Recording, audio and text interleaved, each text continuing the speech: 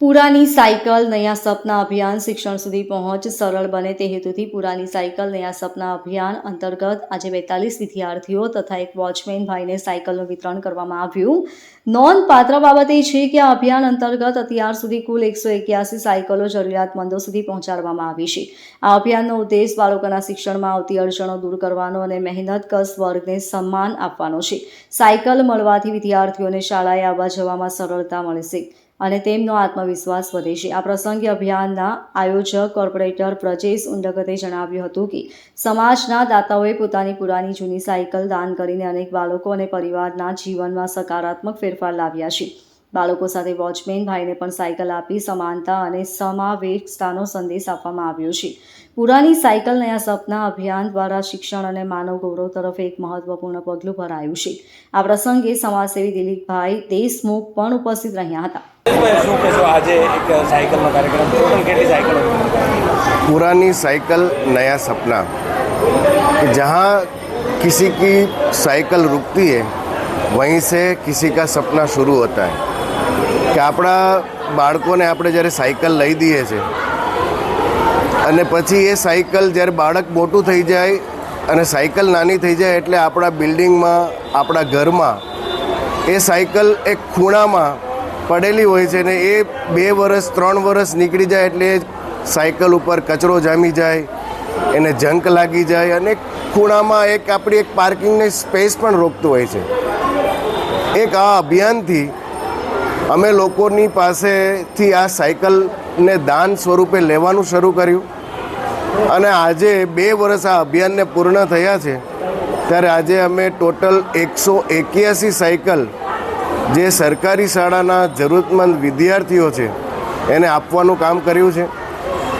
આ વિદ્યાર્થીઓમાંથી ઘણા વિદ્યાર્થીઓ એવા છે કે જેમના પિતા નથી, ઘણા વિદ્યાર્થીઓ એવા છે કે જેના માતા પિતા નથી, કોઈ વિદ્યાર્થીઓ એવા છે કે એમના માતા પિતા નથી અને કાકાના ઘરે રહે છે, કોઈ વિદ્યાર્થી એવી છે કે જેના મમ્મી પપ્પા રસ્તાનો કચરો વીણીને એનાથી પૈસા જે મેળવે છે એનું ઘર ચલાવે છે. ઘણા વિદ્યાર્થીઓ એવા છે કે 2 વર્ષથી એ ગુલ્લકમાં પૈસા ભેગા કરે છે સાયકલનું સપનું પૂરું કરવા માટે. અને આજે એ વાતની ખુશી છે કે આજે આ મારો સાયકલનો પરિવાર 181 વિદ્યાર્થીઓનો આ સાયકલનો પરિવાર મારો બન્યો છે. આ તબક્કે જે લોકોએ મને જે સાયકલ દાન કરી છે એમનો હું પહેલાં તો ખૂબ ખૂબ આભાર માનું છું અને ખાસ કરીને આપ મીડિયાનો પણ ખૂબ ખૂબ આભાર માનું છું કે આપના થકી જ આ અભિયાન લોકોના જન સુધી પહોંચ્યું છે.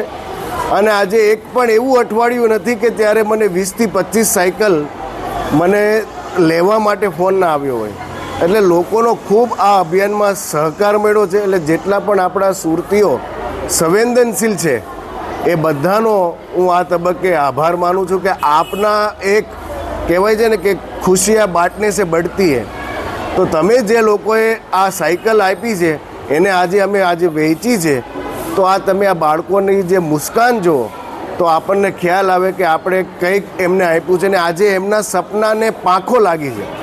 આજે કેટલાય વિદ્યાર્થીઓને જે સાયકલ આપી છે એમાંથી બધા જ વિદ્યાર્થીઓ સાયકલ લઈને સ્કૂલે આવે છે. એ સાયકલ લઈને સ્કૂલે આવે છે તો આમાં કેટલાય વિદ્યાર્થીઓ એવા છે કે એના પપ્પા ઓટો ચલાવે છે. તો એ ઓટો ચલાવતા હોય અને એ વિદ્યાર્થીને લેવા માટેનો જે એમનો સમય બચે છે એની 2 સવારી વધે છે તો એની રોજગારી પણ વધી, છોકરાઓની હેલ્થ પણ સારી થઈ.